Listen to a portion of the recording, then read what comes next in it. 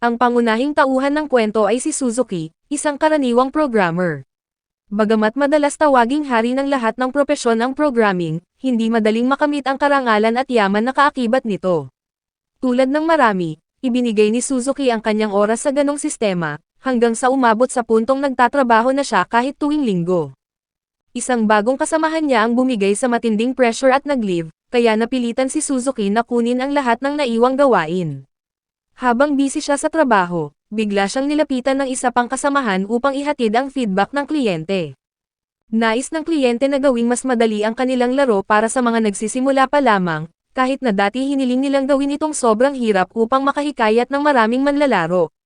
Gusto mang magmura ni Suzuki, pinigilan niya ang sarili at tahimik na nagmungkahi ng solusyon. Pagkatapos gawin ang karakter, bibigyan ng mga manlalaro ng isang kagamitan na kayang suriin ng mapa at 3 bomba para madaling malinis ang paligid. Ngunit ang sinumang makakatapos ng lugar nang hindi ginagamit ang mga ito ay makakatanggap ng isang bihirang karangalan. Nagustuhan ang ideya, kaya agad siyang inutusan ng kanyang kasamahan na ipatupad ang mga pagbabagong iyon.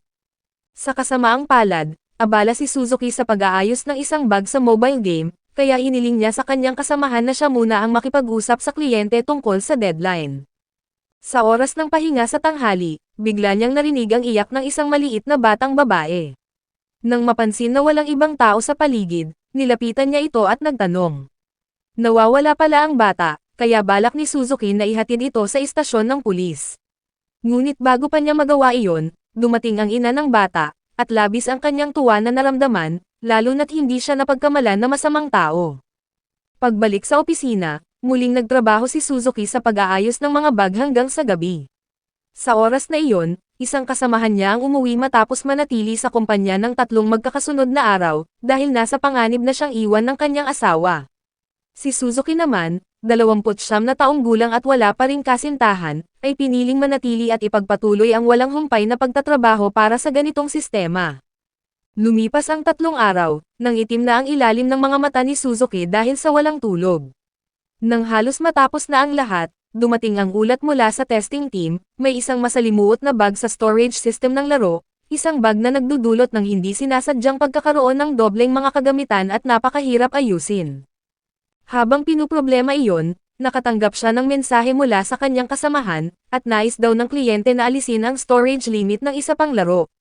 Kahit naiinis, nilunok ni Suzuki ang kanyang galit at ipinagpatuloy ang trabaho. Matapos ang matinding pagsisikap at pagpupuyat ng 30 oras, natapos niya ang trabaho at nagpasya siyang umidlip sandali. Ngunit pagmulat ng kanyang mga mata, natagpuan niya ang sarili sa isang ganap na hindi pamilyar na lugar. Hindi iyon ang Earth, walang signal ang kanyang cellphone, at ang kanyang anyo ay bumalik sa itsura niya noong high school. Habang minamasdan niya ang paligid, napagtanto niyang ang mundong iyon ay tila ang pinagsamang bersyon ng 2 larong kamakailan lamang niyang inayos. Maging ang pangalang Sato ay pamilyar, halos kapareho ng pangalan na madalas niyang ginagamit sa pagsusuri ng mga laro. Ilang minuto ang lumipas nang marinig ni Suzuki ang napakaraming yabag na papalapit sa kanya. Nang suriin niya ang kanyang mga kasanayan, nalaman niyang maaari niyang gamitin ang meteor shower ng 3 beses at suriin ang mapa ng 1 beses, mga kakayahang nilikha upang tulungan ang mga bagong manlalaro. Pagkatapos gamitin ang mapa, napagtanto ni Suzuki na lahat ng tuldok ay naging pula. Ang ibig sabihin, pawang mga kaaway ang mga ito at mahigit 300, lahat ay nasa level 50, samantalang siya ay level 1 lamang. Dahil sa napakalaking agwat ng lakas, pinili niyang magtago sa halip na lumaban. Gayunpaman, natunton pa rin ng mga kalaban ang kanyang kinaroroonan at patuloy siyang inaatake. Dahil dito, naisip ni Suzuki kung panaginip lang ba talaga ang lahat. Upang makaligtas, nagpasya siyang gamitin ang meteor shower.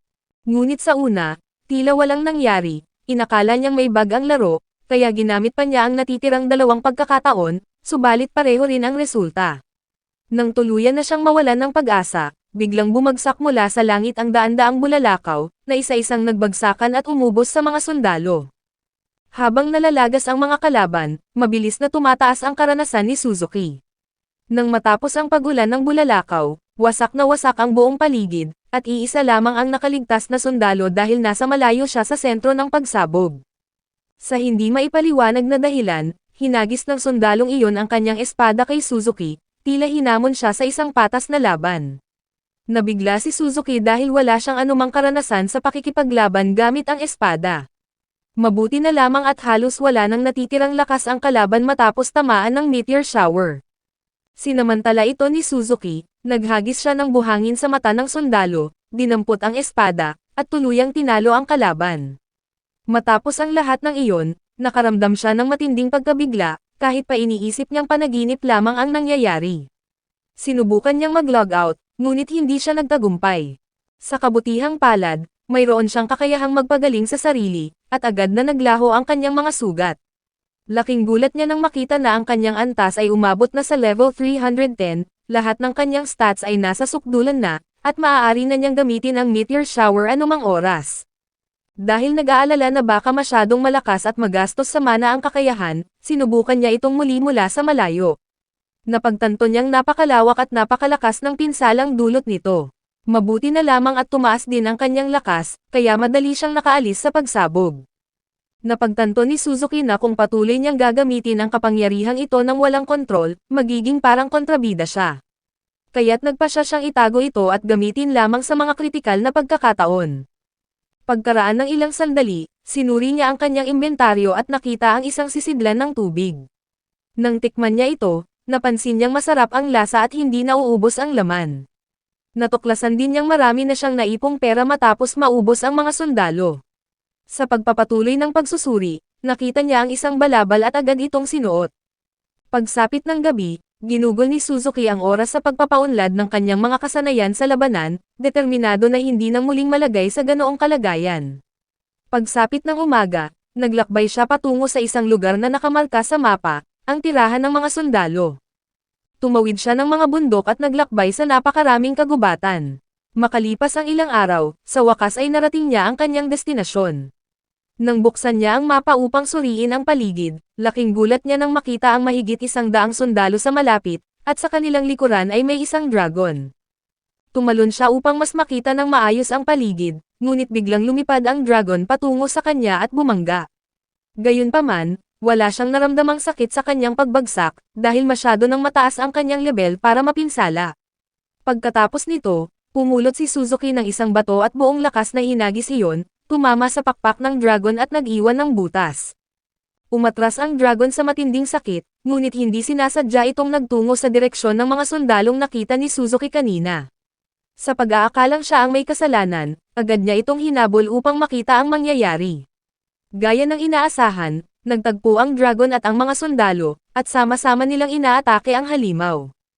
Dahil hindi niya naiintindihan ang kanilang wika, pinahusay ni Suzuki ang kanyang kakayahan sa pagsasalin. Dahil dito, naunawaan niyang nagbigay ng mga utos ang pinuno sa lahat ng sundalo. Maayos ang kanilang paraan, ngunit walang epekto ang mga palaso, dahil hindi nila mapinsala ang matigas na kaliskis ng dragon. Nagawa nila itong matamaan ng mahika, ngunit nauwi rin sa wala ang kanilang pagsisikap dahil nanatiling hindi napinsala ang dragon.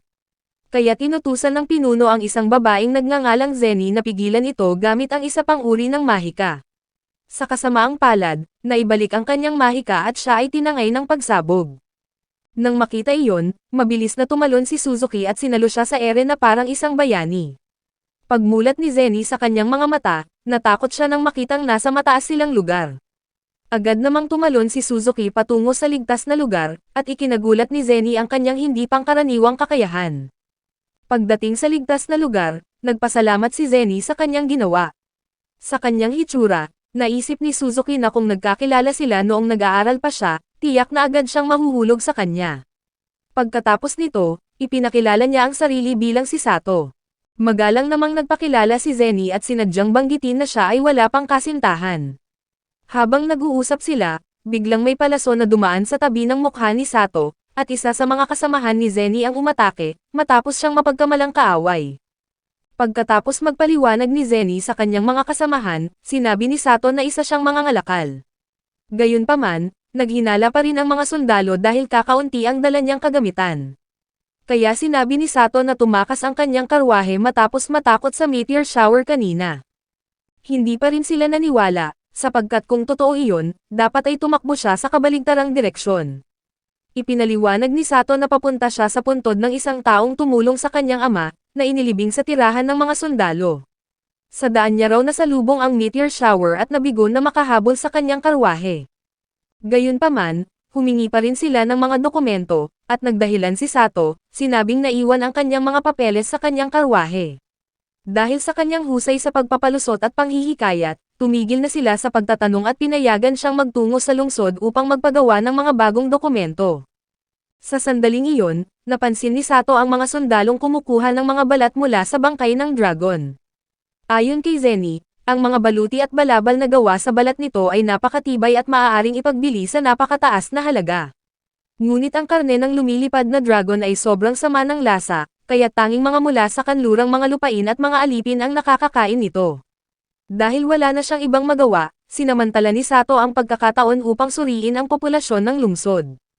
Mula sa kanyang pagmamasid, nalaman ni Sato na halos 80% ng populasyon ay mga karaniwang mamamayan, habang ang natitirang 20% ay karamihan mga alipin.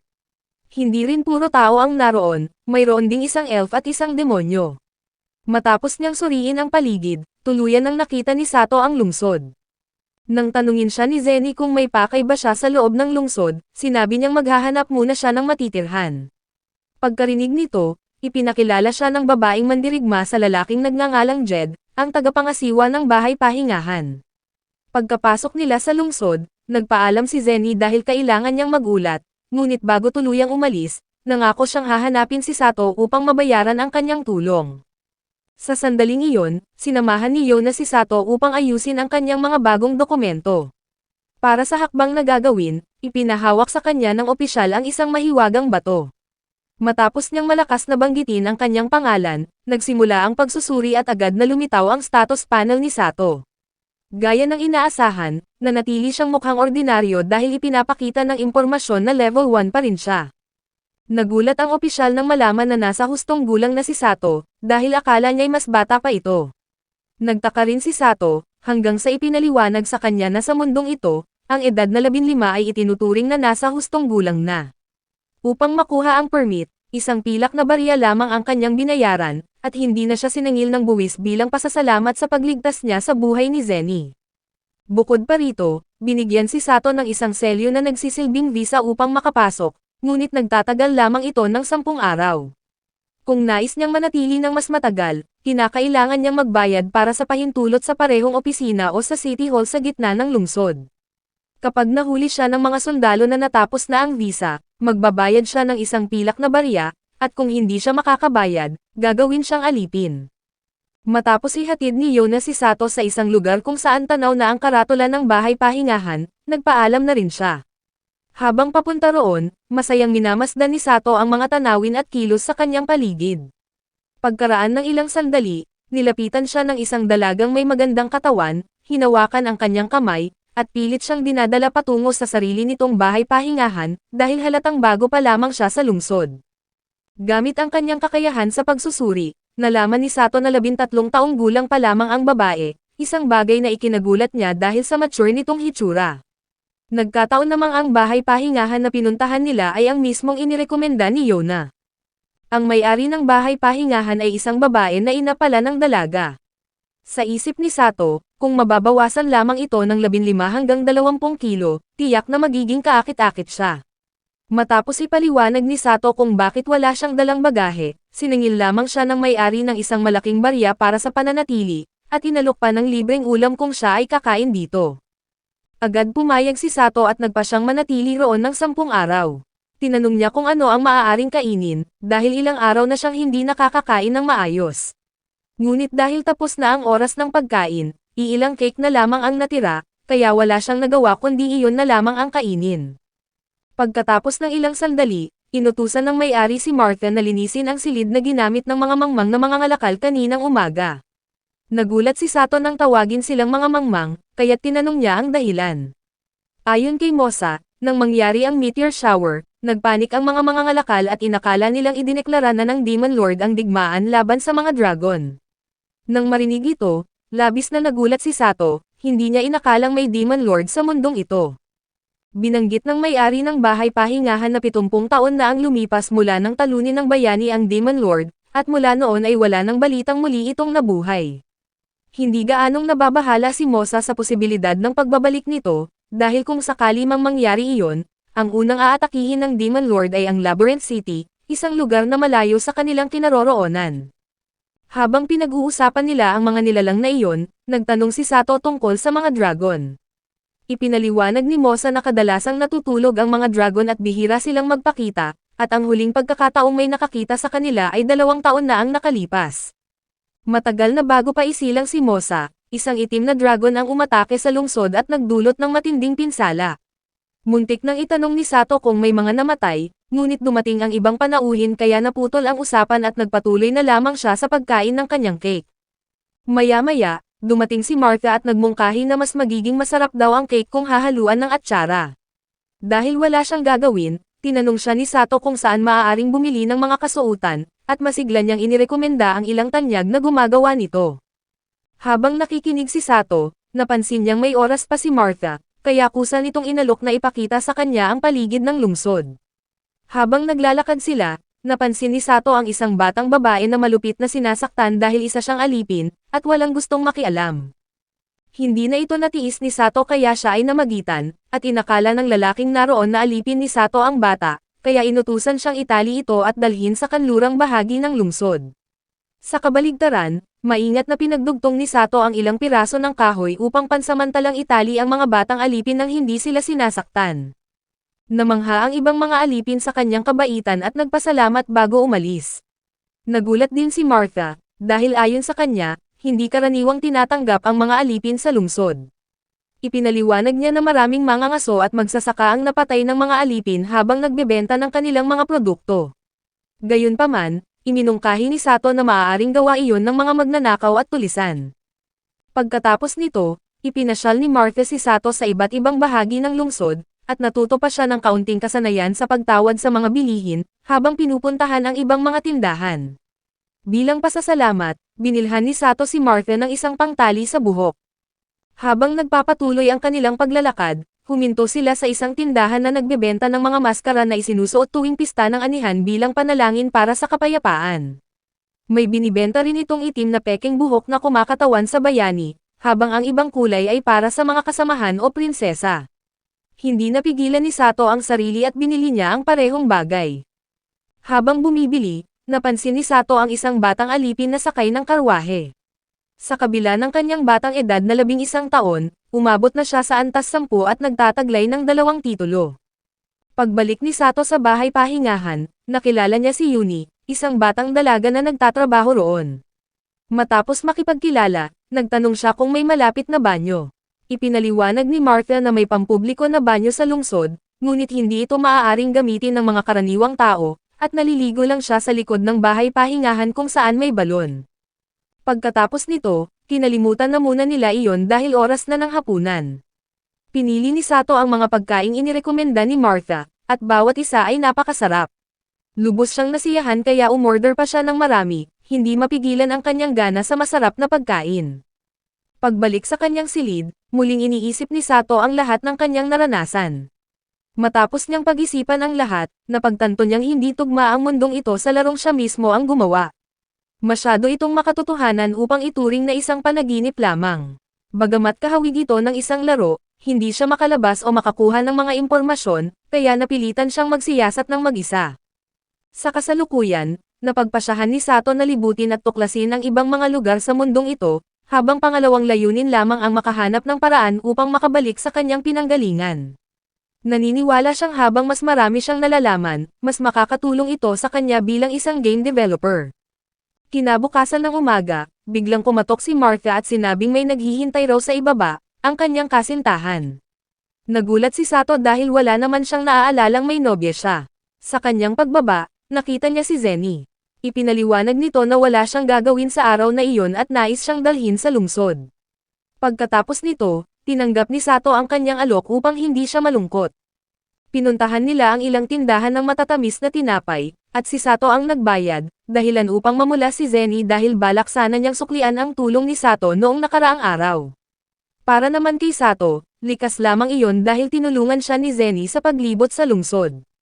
Bukod sa mga iyon, marami pa silang pinuntahang lugar upang tikman ang ibang uri ng pagkaing matatamis. Isa sa mga pagkaing nakita nila ay ang tinatawag na pritong pakpak ng dragon, na sa katunayan ay pakpak ng paniki.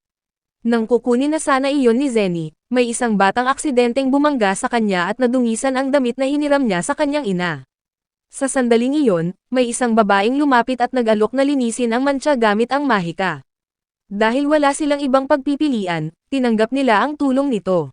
Sa loob ng isang eskinita, ginamit ng babae ang mahika ng tubig upang alisin ang mantsa. Naging malinis ang damit ni Zenny, ngunit nadamay at nabasa rin ang damit ni Sato. Pagkatapos ng ilang sandali, ginamit niya ang mahika ng hangin upang matuyo ang damit, at saka pa lamang muling tumingin si Sato. Paglabas nila ng eskinita, tinanong ni Sato si Zenny kung paano binibigkas ng babae ang mga incantation, at sa kanyang pandinig, tila para itong mga salita. Sa kanilang pag-uusap, nalaman ni Sato na 3 taon pa lang nag-aaral ng mahika si Zenny. Bagamat tinuruan na siya ng kanyang mga magulang mula pagkabata sa landas ng pagiging salamangkero, sa pamamagitan ng paghikayat sa kanya na magbasa ng mga aklat tungkol sa mahika.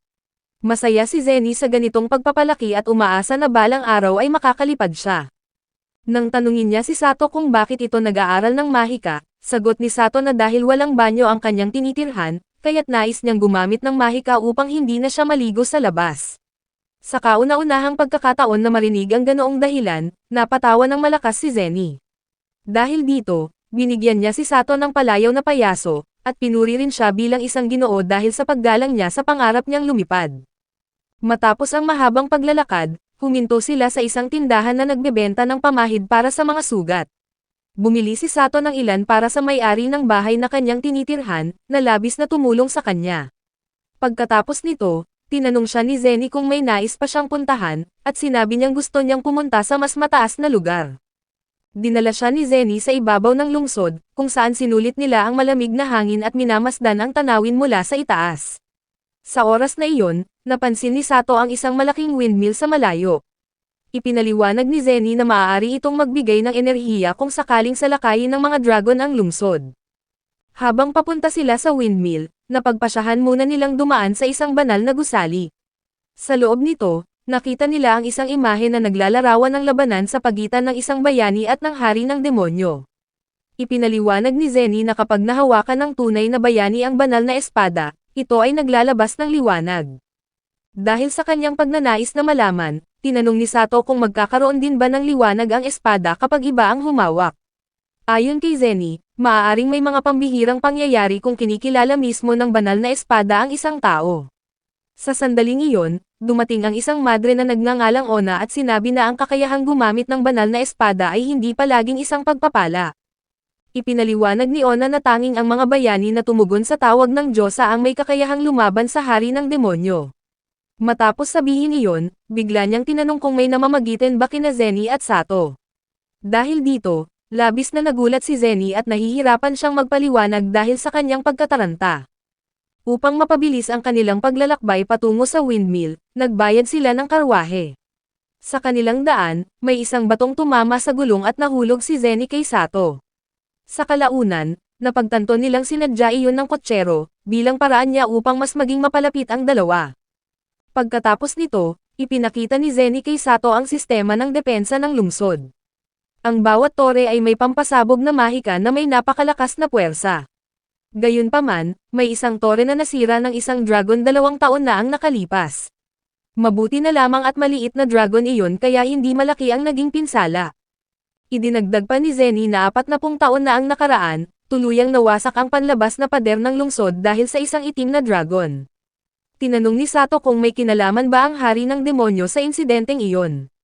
Ayon kay Zenny, nakasalalay iyon sa uri ng nilalang, at ang pinaka-nakakatakot ay ang mga hari ng demonyo na gumagamit ng talino upang pamahalaan ang mga tribo ng demonyo, sapagkat tanging mahika at mga mahiwagang kagamitan lamang ang maaaring makapinsala sa kanila. Sa ilang sandali, nakita nila ang isang malaking grupo, na nakikinig sa isang pari na walang tigil sa paninira sa mga sinasabing tauhan ng hari ng demonyo. Ipinahayag ng pari na ang mga demi-human ay mga natitirang miyembro ng mga tribo ng demonyo, at hinikayat niya ang mga tao na hatulan ang mga iyon kapalit ng pagpapala. Hindi ito kinaya ni Zenny kaya agad siyang sumugod upang pigilan ang kawalang katarungan. Sa oras na iyon, gamit ang kakayahan niyang pagsusuri, natuklasan ni Sato na ang mga babaeng demi-human ay hindi alipin ng pari, kundi pag-aari ng isang lalaking tahimik na nanonood mula sa malayo. Napansin din ni Sato na ang mga kasabwat ng lalaki ay nandoon at palihim na hinihikayat ang mga tao. Habang tinutulungan ang mga babaeng demi-human, isa-isa namang lihim na pinatumba ni Sato ang mga tauhan ng lalaki. Sa sandaling iyon, dumating ang isang pari mula sa ibang banal na gusali at ipinagtanggol si Zenny, dahilan upang lalong lumala ang alitan ng magkabilang panig. Habang natutuwa ang lalaki sa gulo na kanyang ginawa, biglang lumitaw si Sato sa kanyang harapan. Bago pa niya ito mapansin, sinipa siya ni Sato ng malakas sa tiyan, at dinala niya ang lalaki sa harap ng marami at ibinunyag ang kanyang masamang balak. Nalaman ng lahat na ang lalaki ay nagpapaupa ng mga alipin, at nililinlang ang mga tao sa pamamagitan ng pagpapanggap na banal ang karaniwang mga bato. Habang naghihinala ang mga tao kung siya ay kabilang sa tribo ng demonyo, napatunayang totoo nga iyon. Naalala ni Sato na may naramdaman siyang presensya ng isang nilalang mula sa tribo ng demonyo nang una siyang dumating sa lungsod. Nang tuluyang magpakita ang demonyo, nagsitakbuhan ang mga mamamayan. Gayunpaman, ang tatlong babaeng demi-human ay hindi maaaring gumalaw, dahil kapag kumilos sila ng walang utos ng kanilang amo, sasakal sa kanila ang mga mahiwagang kwintas sa kanilang leeg. Nang mapatay ng demonyo ang kanilang amo, tuluyang nawala ang sumpa sa kanila. Sinamantala ni Sato ang pagkakataon at agad silang pinalaya mula sa pagkakaalipin. Tungkol naman sa demonyo, bigla itong gumamit ng malakas na mahika. Nang pangunahan ni Zenny ang mga sundalo upang tulungan si Sato, hindi sinasadya silang nadamay at nahila sa loob ng salamangka kasama niya. Pagmulat ni Sato, natagpuan niya ang sarili sa loob ng isang lugar kasama ang tatlong babaeng demi-human, habang ang isang demonyong may isang mata ay patuloy na nagsasalita. Ipinagmamalaki ng demonyo na lilikha siya ng mga halimaw upang patayin at wasakin ang grupo ni Sato, at ikinalulugod niya ang takot na mararamdaman nila. Pagkatapos nito, umalis ang demonyo. Ipinakilala ni Sato ang sarili sa tatlong babae, at dahil wala silang pangalan, hiniling nila na siya ang magbigay nito. Pinangalanan niya ang mukhang pusa na babae bilang Tema, ang mukhang aso na babae bilang Pachay, at ang isang babae bilang Liz. Binigyan sila ni Sato ng mga pamunas at tubig para linisin ang sarili, pati na rin ng pamahid para sa kanilang mga sugat. Bagamat nag-atubili ang mga babae noong una, dahil hindi pa sila nakaranas ng ganitong kabutihang loob, tinanggap din nila ang mga ito nang iginiit ni Sato bilang utos. Pagkatapos maglinis, masaya rin nilang pinagsaluhan ang masarap na pagkain. Matapos matiyak na busog na ang mga babae, sinimulan ni Sato na suriin ang kanilang kalagayan. Sa tulong ng kanyang mga kasanayan, agad niyang natunton ang ligtas na daang palabas at kung saan naroroon sina Zenny. Gayunpaman, hindi niya maramdaman ang presensya ng demonyong may isang mata, kaya't nabahala siya sa posibilidad ng mga pananambang. Nang maghanda si Sato na umalis, ipinahayag ng mga babae ang kanilang takot at sinabing handa silang gawin ang lahat para kay Sato. Pinawi ni Sato ang kanilang pangamba at sinabing wala siyang balak na isakripisyo sila, tinitiyak lamang niya ang ligtas na daanan. Pagkatapos nito, ibinigay niya kay Liz ang espada at inutusang lumaban kapag siya ang nagutos. Habang sila ay naglalakad, biglang nakaamoy ng dugo si Pachay. Nang lapitan nila ito, nakita nilang may halimaw na kumakain ng bangkay. Iminungkahi ni Liz na palihim silang maglakad habang kumakain pa ang halimaw, ngunit nagpasya si Sato na gamitin ang pagkakataon upang magsanay gamit ang kanyang baril. Mabilis niyang naabot sa pinakamataas na antas ang kanyang kasanayan at agad na napatumba ang halimaw. Namangha ang mga babae sa kanyang kagamitan at nagtanong tungkol dito. Ipinaliwanag ni Sato na isa itong mahiwagang kagamitan at inutusang itago nila ang lihim na iyon. Ginamit niya ang mga bahagi ng napatay na halimaw upang gumawa ng isang sibat. Nang ibibigay na niya ito kay Liz, napansin niyang hinahanap nito ang core ng halimaw, isang mahalagang bagay. Sa sandaling iyon, ginamit ni Sato ang kanyang baril upang wasakin ang mga tanikala ng mga babae, na ikinagulat ni Tema at Pachay dahil sa malakas na tunog. Humingi siya ng paumanhin at inatasan silang sumunod habang patungo sila sa labasan. Bagamat marami na silang napatay na halimaw, hindi pa rin tumataas ang antas ng mga babae. Dahil dito, may naisip na paraan si Sato. Inutusan niya si Tema na mangolekta ng mga bato, at kapag may nakita silang halimaw, hindi ito pinapatay ni Sato, kundi sinasaktan lamang. Noong sandaling iyon, inutusan niya si Tema na bumato sa kalaban, at si Liz na saksakin ito gamit ang sibat. Kapag nagawa na nila ito, si Sato ang nagbibigay ng huling atake upang tuluyang mapatay ang halimaw. Sa sandaling iyon, inutusan niya sina Tema at Liz na manatili upang kunin ang core ng halimaw, habang siya at si Pachay ang mauuna upang ulitin ang proseso. Ngunit sa isang pagkakataon, matapos maghagis ng bato, natakot si Pachay at tumakbo palayo. Pagkatapos patayin ni Sato ang halimaw, agad niya itong sinundan pabalik sa kinaroroonan ng iba. Nang mawala na ang takot ni Pachay, agad siyang humingi ng paumanhin kay Sato, ngunit hindi naman siya nagalit sa pagtakas ng dalaga. Ang totoo, nag-alala lamang siya na mapahamak ito kung magpapatuloy sa matinding takot. Pagkatapos ng nangyari, paulit-ulit nilang isinagawa ang parehong estratehiya hanggang sa makamit ni Tema at Pachay ang antas 5, habang umabot naman sa antas 6 si Liz. Napansin ni Sato na lubha nang napagod ang tatlo, kaya inutusan niya silang magpahinga at binigyan ng pagkain upang mabilis na manumbalik ang kanilang lakas. Makaraan ng ilang sandali, hinikayat niya silang magpahinga ng maayos, ngunit tumanggi si Liz. Dahil dito, napilitan si Sato na magsalita ng mariin at inutusang magpahinga ang mga dalaga, habang siya naman ang magbabantay sa paligid. Pagkatapos magpahinga, ipinagpatuloy nila ang paglalakbay at marami pang halimaw ang kanilang natalo. Sa kanilang daan, nakakita sila ng isang bahay at pumasok sila roon upang kumuha ng mga kailangang gamit.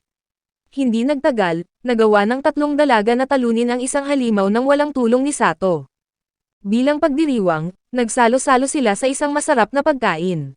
Matapos nilang mabusog, sabay-sabay naligo ang tatlong dalaga at pagkatapos ay muling natulog upang ganap na makabawi ng lakas. Sa kanilang muling paglalakbay, bigla silang nakakita ng isang slime na nasa antas 10. Sinubukan ni Sato na talunin ito gamit ang isang apoy, ngunit siya ay nabigo. Sa sandaling iyon, iminungkahi ni Liz na puntiryahin ang core ng slime upang ito ay matalo. Pagkaraan ng ilang sandali, napansin ni Tema na may kakaiba sa pader sa likod ng slime. Nang siyasatin ito ni Sato, natuklasan niyang may nakatago na lagusan doon. Ngunit matapos niyang suriin ito, biglang lumitaw ang isang lobo na may antas 40 at agad siyang inatake. Mabilis na ginamit ni Sato ang isang bitag sa likod ng pader, dahilan upang mahulog ang halimaw. Sa pagpapatuloy ng kanilang paglalakad, natagpuan nila ang tatlong supot ng gagamba na may mga taong buhay pa sa loob, at inutusan ni Sato ang mga dalaga na iligtas ang mga ito. Ang unang nailigtas ay isang maharlika na nangakong gagantimpalaan si Sato. Ang ikalawa ay isang traidor na alipin, at ang ikatlo ay ang binatang dating pinapagalitan si Pachay. Ayaw ng lalaki na siya ay hawakan ni Pachay at sinabihan pa itong ibigay sa kanya ang kutsilyo. Dahil dito, inutusan ni Sato si Pachay na umatras at sinabing huwag na lamang pansinin ang lalaki.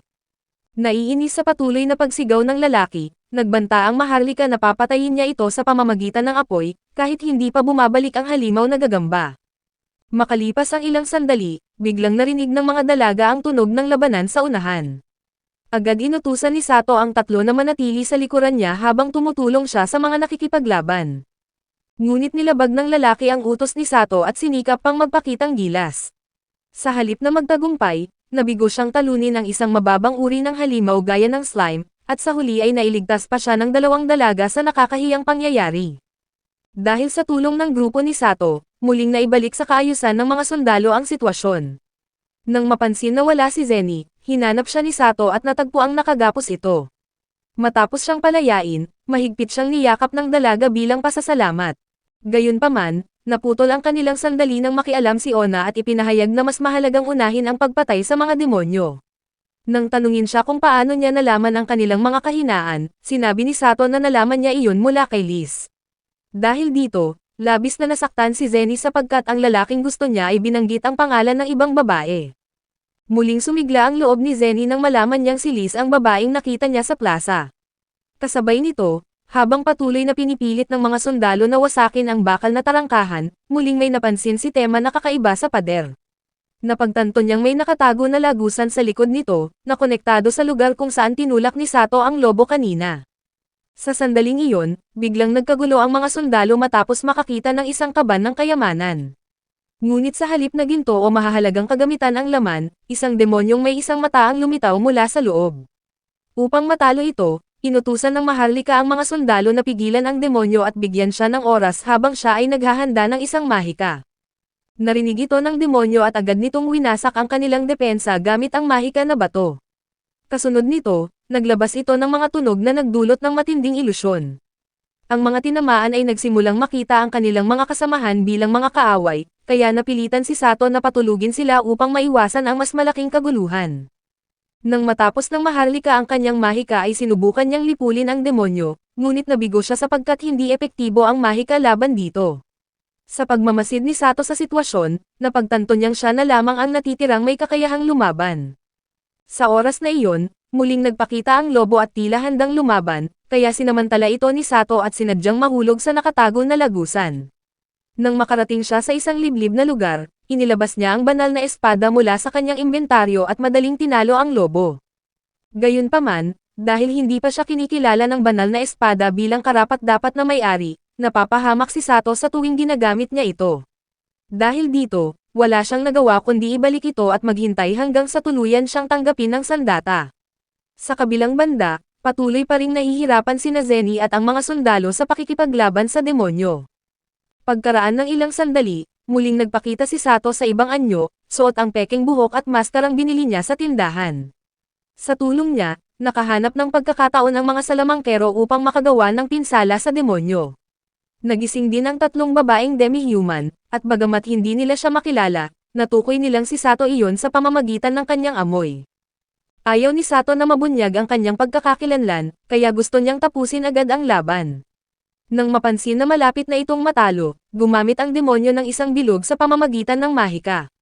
Sinubukan ni Sato na pigilan ito, ngunit nahulaan ng demonyo ang kanyang gagawin at pinigilan siya hanggang sa matapos ang ritual. Ayon sa demonyo, ang kanyang Panginoon ay bahagi ng Demon King. Dahil dito, napagpasyahan ng mga demonyong may mataas na antas na gantimpalaan siya sa pamamagitan ng pagkakaisa sa kanya.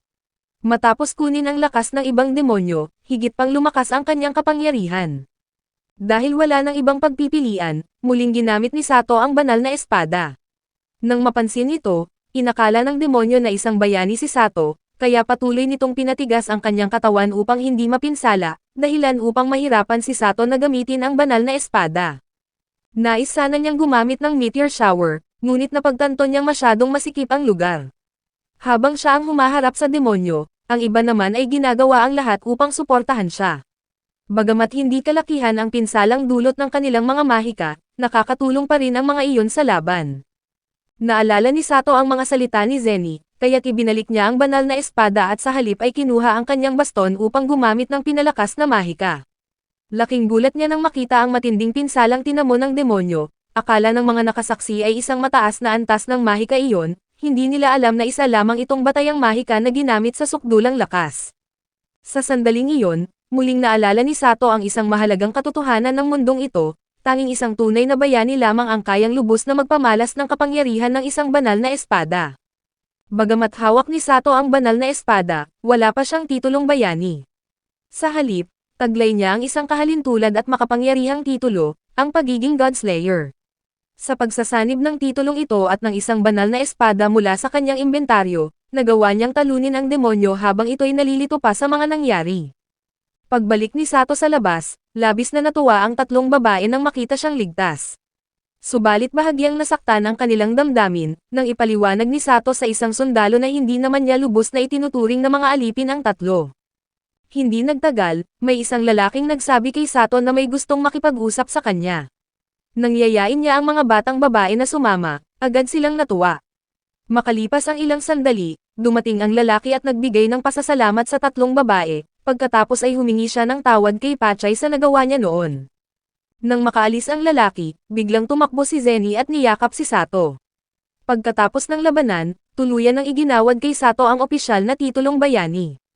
Sa tulong ni Ginoong Nidoren, formal na kinilala ang tatlong demi-human bilang mga alipin ni Sato.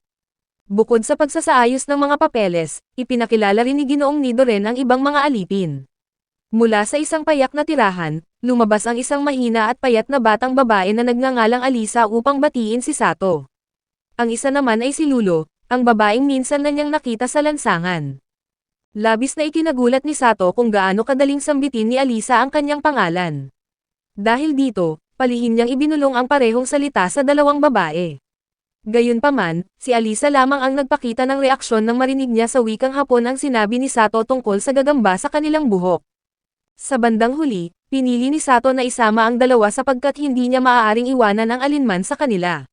Batay sa kilos ni Alisa, napagtanto ni Sato na siya ay palabiro at mabait, kabaligtaran ni Lulo na mahiyain at marupok. Dahil sa kanyang interes, nilapitan ni Alisa sina Tema at Pachay at agad niya silang nagustuhan, pinuri ang kanilang mga hitsura. Pagkatapos nito, lumapit si Liz upang batiin ang mga bagong kasama, at ikinatuwa ni Sato na wala silang masamang pagtingin sa ibang mga alipin. Pagpasok nila sa lungsod, biglang tumunog ang tiyan ni Lulo dahil siya ay nagugutom. Napansin ito ni Sato at mahinahon niyang iminungkahi na kumain muna sila. Natuwa naman sila Pachay at Tema sa narinig, samantalang humanga naman si Alisa sa kabaitan ni Sato. Dati ay tinapay lamang ang karaniwang pagkain ng mga alipin, kung minsan ay may kasamang mainit na sabaw, at isang beses lang sa isang araw kumakain ang grupo ni Liz. Kapag sila'y nagugutom, nangunguha sila ng mga bulaklak at ligaw na damo upang maibsan ang kanilang nararamdaman. Nang marinig ito, binigyan sila ni Sato ng masarap na pagkain, at nagliliwanag ang mga mata ng mga babae sa dami ng pagkaing nasa harapan nila. Gayunpaman, magalang silang naghintay hanggang bigyan sila ni Sato ng pahintulot bago kumain. Sina Pachay at Tema, na unang beses na makakain ng ganoon kasarap na pagkain, ay nakalimutan nilang palamigin ito, habang si Alisa naman ay halos hindi mapigilan ang sarili sa sobrang tuwa sa kanilang mga hitsura. Bagamat hindi kasing sarap ang ibang mga pagkain, sapat pa rin ang mga ito upang umayon sa panlasa ni Sato. Hindi tulad niya, hindi sanay sa matinding anghang ang mga batang alipin, si Liz lamang ang nakakayanan ito, kaya pinayuhan niya ang iba na huwag magmadali at sa halip ay tikman na lamang ang ibang putahe. Sa sandaling iyon, napansin ni Sato na halos sira-sira na ang suot ng mga babae, kaya't napagpasyahan niyang umorder pa ng pagkain at samantalahin ang pagkakataong bumili ng bagong damit para sa kanila. Nais sanang sumama ni Liz kay Sato, ngunit pinakiusapan niya itong manatili na lamang at kumain kasama ang iba. Habang namimili, napansin ni Sato ang isang tindahang nagbebenta ng inihaw na manok. Naalala niyang nabanggit ni Liz na gusto nito ang ganoong pagkain, kaya bumili siya. Sa kanyang pagbabalik, bigla niyang nakasalubong ang isang grupo ng mga beastman na halatang nagugutom. Dahil sa awa, ibinigay niya sa kanila ang mga inihaw na manok at nangakong babawi na lamang kay Liz sa susunod. Pagkatapos nito, binilhan niya ng bagong damit ang mga babae, dahilan upang maging masigla at masaya ang kanilang mga mukha. Maging si Liz ay napilitang kilalanin ang husay ng kanyang amo pagdating sa panlasa. Pinangunahan ni Sato ang lahat pabalik sa bahay pahingahan, at dahil dumami ang kanilang kasama, plano niyang kumuha ng isa pang silid, subalit ipinaalam ng may-ari na puno na ang lahat ng kwarto. Gayunpaman, ang higit na ikinabahala ni Sato ay ang malamig at mapanuring mga tingin ng mga tao sa mga alipin. Dahil dito, nagpasya siyang matulog na lamang sa labas kasama nila, habang ang dalawang pinakabata ay mananatili sa kanyang silid. Sa sandaling iyon, tahimik na nagsalita si Alisa at hiniling kay Sato na manatiling mahinahon. Lihim niyang ginamit ang kanyang kakayahan upang makuha ang pagkiling ng mga tao sa paligid.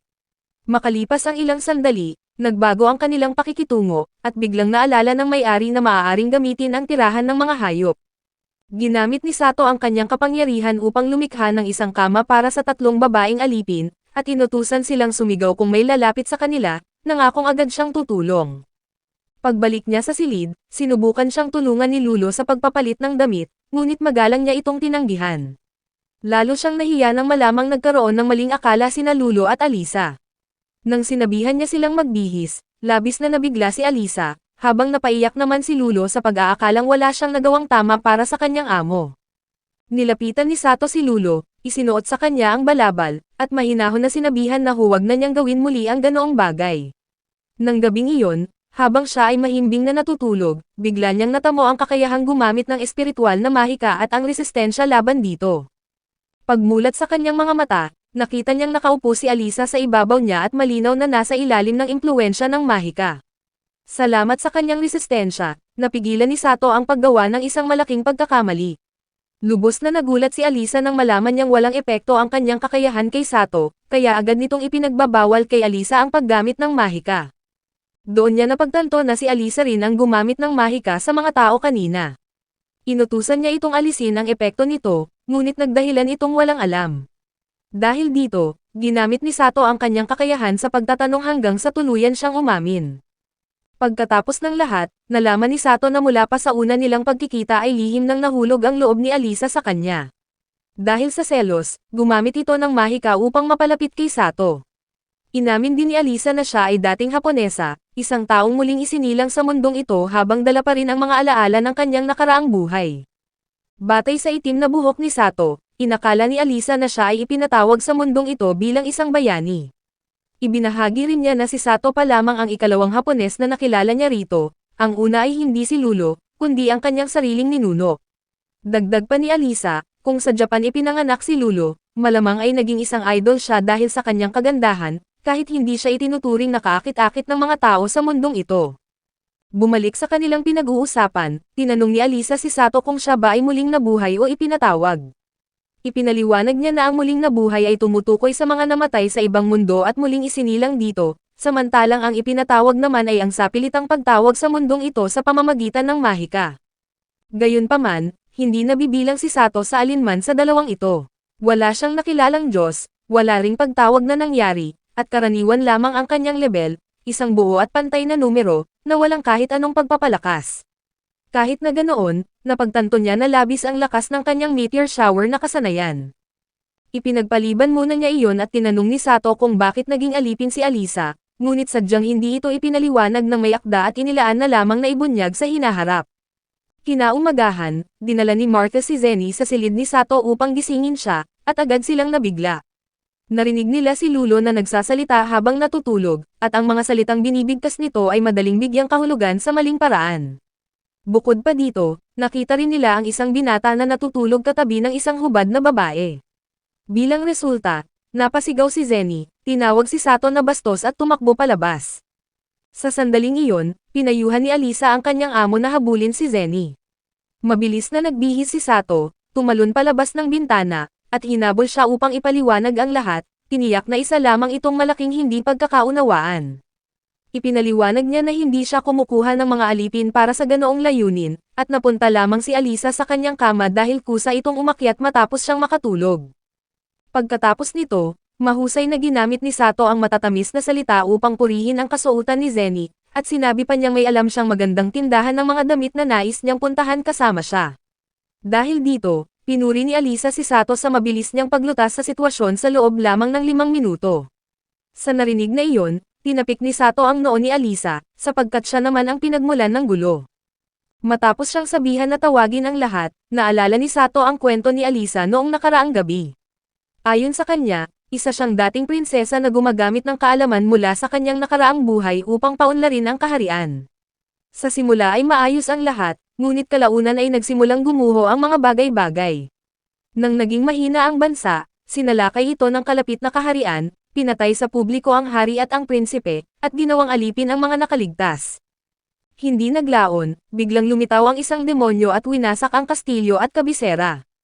Sa gitna ng kaguluhan, tumakas sina Alisa at Lulo patungo sa kabundukan, sa paniniwalang sila ay ligtas na, ngunit natuklasan pa rin sila ng isang mangangalakal ng alipin. Sa kasalukuyan, nagkatipon silang lahat maliban kay Lulo, na masama ang pakiramdam. Binigyan ni Sato si Alisa ng supot ng pera at inutusan siyang bumili ng mga pangunahing pangangailangan. Sinamahan siya ng 3 babae upang matiyak ang kanyang kaligtasan, at bilang pag-iingat, pinahintulutan din siyang gumamit ng mahika. Habang nakikita ni Sato na maayos ang samahan ng mga babae, nakaramdam siya ng kapayapaan at naniniwala siyang hindi sila nararapat na ituring bilang mga alipin. Nang silang dalawa na lang ang naiwan, tinanong ni Zenny si Sato kung may plano siya para sa araw na iyon. Sinabi ni Sato na balak niyang maghanap ng bahay pahingahan para sa kanilang mga kasama. Dahil nais niyang makasama si Sato, nagboluntaryo si Zenny na sumama, at pumayag naman si Sato. Nagpunta sila sa isang tanggapan at nakilala ang ahenteng si Nadi. Dahil alam nitong nais ni Sato na magkakasama silang lahat sa iisang tirahan, iminungkahi niya ang kanlurang distrito. Mas mura roon ang mga bahay pahingahan dahil mataas ang antas ng krimen. Gayunpaman, interesado lamang si Sato sa mga lugar na nagkakahalaga ng humigit kumulang 1 gintong barya bawat isa, kaya nagmungkahi si Nadi ng ilang pagpipilian. Maayos sana ang unang bahay pahingahan, ngunit ang dating may-ari nito ay pinaslang ng mga kriminal. Ang ikalawa ay nasa tapat ng isang bahay aliwan, samantalang ang ikatlo ay may kuta ng isang sindikato sa ilalim nito. Dahil wala ni isa ang pumasa sa pamantayan ni Sato, sinabi ni Nadi na babalik muna siya sa opisina upang maghanap pa ng ibang posibleng lugar. Habang naghihintay, tinanong ni Sato si Zenny kung may nais siyang puntahan. Pagkarinig nito, iminungkahi ni Nadi ang bagong bukas na palengke, at mahina niyang sinabi kay Zenny na isa raw itong mainam na lugar para sa mga magkasintahan. Ngunit habang naglalakad sila, nakasalubong nila ang kanilang mga kasama na katatapos lamang mamili, at dinadala pabalik ang mga gamit sa bahay pahingahan. Suot ang kanilang mga bagong damit, mas lalo silang naging kaakit-akit. Pinalitan pa ni Alisa ang kulay ng kanyang buhok upang iwasan ang lila, matapos niyang marinig na malas daw ito sa lugar na iyon. Pagkalipas ng ilang sandali, pinangunahan ni Sato ang lahat patungo sa palengke, at humingi siya ng paumanhin kay Zenny dahil nagpasya siya ng hindi muna ito tinatanong. Sinabi naman ni Zenny na ayos lang iyon, at bilang kapalit, binilhan ni Sato si Zenny ng isang pares ng hikaw. Sa sandaling iyon, nakisali si Alisa at sinabing may gusto rin siyang bilhin. Dahil dito, nangako si Sato na bibilhan niya ang bawat isa ng regalo na kanilang mapipili. Pagkatapos ng nangyari, nagtungo ang grupo sa isang entablado upang manood ng palabas. Isa itong kwentong romantiko, na hindi gaanong kinahiligan ng mga bata. Maging si Liz ay mas abala sa pagmamasid sa mga inihaw na tinitinda malapit sa entablado kaysa sa palabas. Ang palabas na pinanood ni Sato ay hango sa totoong kwento ng isang karaniwang salamangkero na nagngangalang Jen, at ang kanyang pag-ibig kay Prinsesa Latina. Dahil sa matinding selos, iniutos ng kasintahan ng prinsesa ang pagpatay sa pamilya ni Jen, at sinabi pang pinatay niya si Jen sa pamamagitan ng kanyang tauhan. Dahil sa labis na nararamdaman, pinili ng prinsesa na wakasan ang sariling buhay upang makapiling ang kanyang minamahal. Akala ng lahat ay doon na nagtatapos ang istorya, ngunit biglang nagkaroon ng pagbabago. Ang bangkay ni Jen na itinapon sa kailaliman ay muling nabuhay at hindi namamatay. Pinuksan niya ang lahat ng pumatay sa kanya, ngunit bago niya mapatay ang Maharlika, lumitaw ang isang banal na kabalyero at pinaslang si Jen. Matapos nito, sinasabing nagbago ang pagkatao ng Maharlika at siya ay tinubos upang maging mabuting tao. Nang magtungo si Sato sa palikuran, may napulot siyang isang pamunas. Nang ibalik niya ito sa may-ari, tinanong niya ang babae kung ano ang masasabi niya tungkol sa palabas na kanilang napanood. Ayon sa kanya, sa orihinal na istorya ay mamamatay si Jen matapos gumanti, ngunit binago ito dahil sa pagtutol ng Maharlika. Ibinahagi rin niya na sa tunay na kwento, ang pangunahing babae ay isang karaniwang mamamayan na masayang umiibig sa isang binata, ngunit dinukot siya ng Maharlika at sapilitang pinakasalan. Matapos magpaalam sa babae, bumalik si Sato upang muling sumama sa kanyang mga kasamahan, at napansin niya na sina Zenny at Alisa lamang ang seryosong nanood ng palabas. Gayunpaman, magkaiba ang kanilang pananaw sapagkat para kay Alisa, hindi dapat maawa kay Prinsesa Latina at sa halip ay nararapat itong gumanti sa Maharlika. Hindi sumang-ayon si Zenny sa kanyang sinabi, at ayon sa kanya, ang prinsesa mismo ang ugat ng lahat ng nangyari, dahil siya ang lumabag sa kasunduang kasal na napagkasunduan ng dalawang pamilya. Ayaw magpatalo ni Alisa kaya ibinalik niya ang tanong kay Zenny, pinapapili siya kung susundin ba niya ang kagustuhan ng kanyang pamilya o ang taong tunay niyang minamahal. Natigilan si Zenny at nanatiling walang reaksyon, sapagkat nahahati ang kanyang sagot sa pagitan ng pag-ibig at tungkulin. Nang mapansin ni Sato ang kanyang pag-aatubili, namagitan siya at hiniling kay Alisa na humingi ng paumanhin. Upang maibsan ang tensyon sa kanilang usapan, iminungkahi niyang bumili ang ibang mga babae ng inihaw na pagkain, at siya na ang magbabayad sa lahat ng gastos. Habang naglalakad sila sa lansangan, hindi inaasahang nasalubong nila ang grupo ni Yona. Kagagaling lamang ng mga ito sa isang laban kontra sa mga langgam, at halatang maraming sugat ang kanilang mga katawan. Ayon sa kanila, nakakita sila ng mga kabalyero na tumawid sa hangganan, na pinaniniwalaan nilang siyang dahilan kung bakit sila inatake ng mga langgam. Matapos gamutin ni Zenny ang mga sugat ng tatlo, biglang may narinig silang sigaw. Agad silang tumakbo patungo roon at nadatnan ang grupo ni Tema na nakahuli ng isang higanteng langgam. Pagkatapos ay sinuri ni Sato ang paligid, at napansin ang isang hukbo ng mga langgam na papalapit sa lungsod. Kaagad niyang inutusan ang mga babae na maghanda para sa laban. Bagamat marami ang kalaban, nasa ikatlong antas lamang ang mga ito kaya't madaling napigilan ng hukbo. Sa katunayan, karamihan sa kanila ay hindi man lang nakalusot sa karaniwang depensa ng lungsod. Dahil walang kakayahang lumaban si Lulo, pinakiusapan ni Sato si Alisa na ihatid siya sa ligtas na lugar. Sina Pachay at Tema naman ang naatasang magbantay, habang sina Sato at Liz ay nagtungo sa unahan upang lumaban kasama ang hukbo. Gaya ng inaasahan, hindi kinaya ng mga langgam ang lakas ng grupo ni Zenny, at sa tulong ni Sato at Liz, iilan lamang ang nakapasok sa kanilang depensa. Ang mga nakalusot ay agad na pinatay ni Tema at Pachay. Gamit ang kanyang kakayahan sa pagsubaybay, natukoy ni Sato na may ilang langgam na nakapasok sa opisina ni Nadi. Iniwan niya si Liz upang ipagpatuloy ang laban sa labas, at siya naman ay nagtungo sa opisina. Pagdating doon, ginamit ni Sato ang kanyang sandata upang lipulin ang mga langgam sa loob. Gayunpaman, hindi agad makapunta sa hagdan si Nadi dahil nababalutan pa ng asidong iniwan ng mga langgam ang hagdanan. Habang naghahanap si Sato ng maaaring gamitin upang takpan ito, dumating ang tagapamahala ni Nadi at tumulong sa kanila. Bilang pasasalamat, hinalikan ni Nadi ang dalawang binata. Pagkatapos nito, ipinaliwanag niya na ang kanyang tagapamahala ay isang espiritu ng kagubatan at hindi isang duwende gaya ng inaakala ng marami. Nagmula ang maling paniniwalang ito sa panahon ng mga unang bayani, na tinawag na duwende ang lahat ng nilalang na may mahahabang tenga, isang katawagang nagpatuloy hanggang sa kasalukuyan. Paglabas nila roon, nakita ni Sato ang mga sundalo na nagtatapon ng mga bangkay ng langgam. Nang mapansin siya ni Zenny, agad itong tumakbo ngunit natisod siya at napasubsob sa kanyang mga bisig. Pagkatapos ay humingi ng paumanhin si Sato, dahil naudlot ang kanilang pamamasyal. Bagamat nais pa sana niyang ipagpatuloy iyon, kinailangan muna niyang ipagpaliban dahil sa iba pang tungkulin. Kasabay nito, napansin ni Sato na pinipilit ng isang sundalo si Liz na ibenta ang core ng halimaw.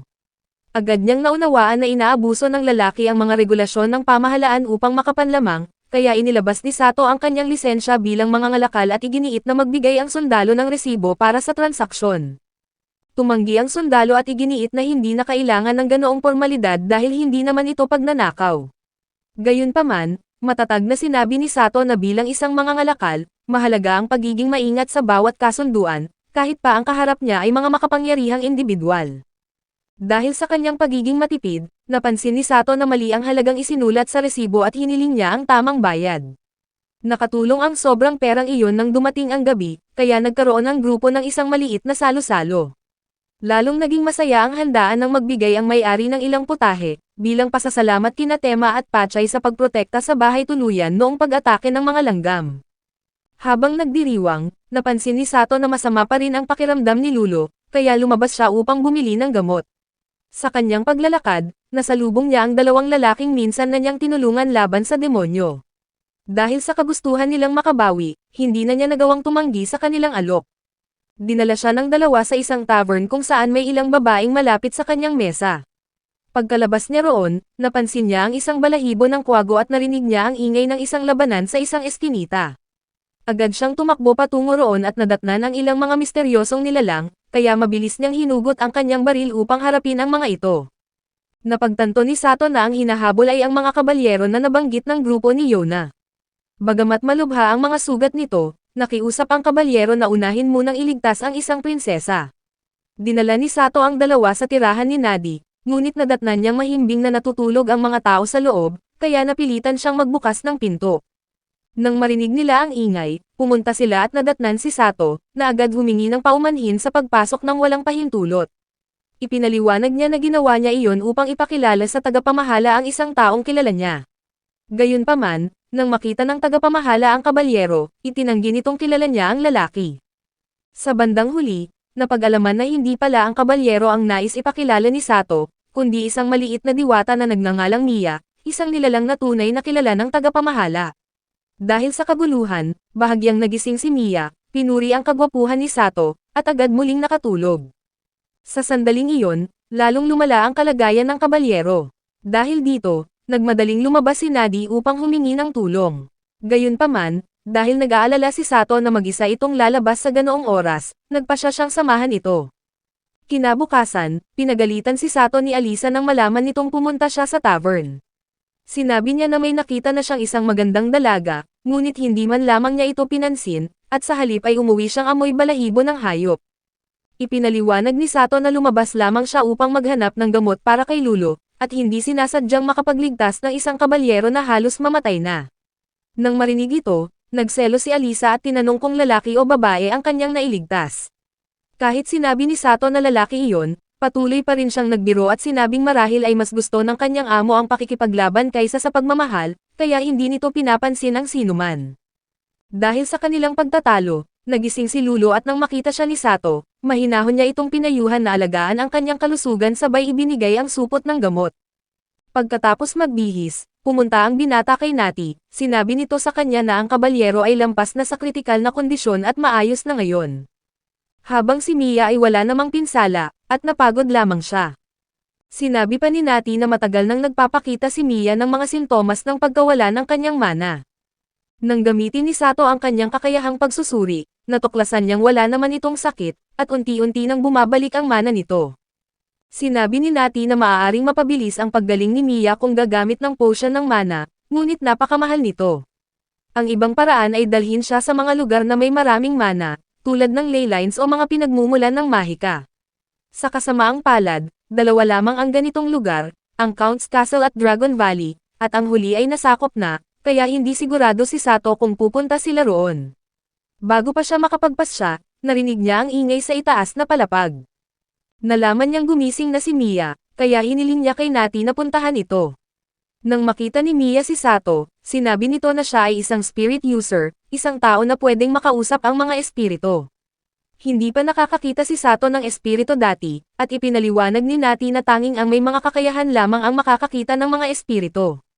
Pagkatapos ay sinabi ni Nati kay Sato na manatili siya kasama si Mia habang siya ay magluluto. Nang sila na lang dalawa, tinanong ng binata si Mia kung ano nga ba talaga ang isang espiritu. Nagulat siya nang ilarawan ito ni Mia bilang kumikinang at malambot. Hindi alam kung ano ang sasabihin, hiniling niya kay Mia na sabihin ang magandang umaga sa wika ng mga espiritu. Ang aksyon na iyon ang naging daan para matuto siya sa kanilang wika, at maunawaan na ang mga espiritu ay naruroon sa mga ley lines para alagaan at palakasin ito. Matagal na rin siyang hindi nakabalik sa kanilang pahingahan, kaya humingi siya ng pahintulot na umuwi. Ngunit nang makita niyang ayaw siyang umalis ni Mia, ipinangako niyang babalik siya agad. Nang makarating siya sa pahingahan, nakita niyang nagtuturo si Alisa ng pagsusulat sa mga bata, at nagpasya siyang suriin kung ano na ang kanilang natutunan. Nalaman niyang tuwing nakikita nila ang mga larawan ng hayop sa mga card, ang una nilang iniisip ay ang salitang karne, at ngumiti pa sila habang sumasagot, kaya't hindi sila kayang pagsabihan ni Alisa. Dahil nag-aalala siya sa kanilang pag-aaral, tinuruan ni Sato ang mga bata. Hindi nagtagal ay dumating si Martha at sinabihan si Yuni na tigilan na ang paglalaro at bumalik sa trabaho.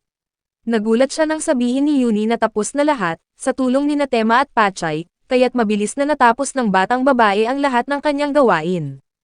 Habang sila ay kumakain, sinabi ni Sato sa lahat tungkol kay Mia at sa kabalyero.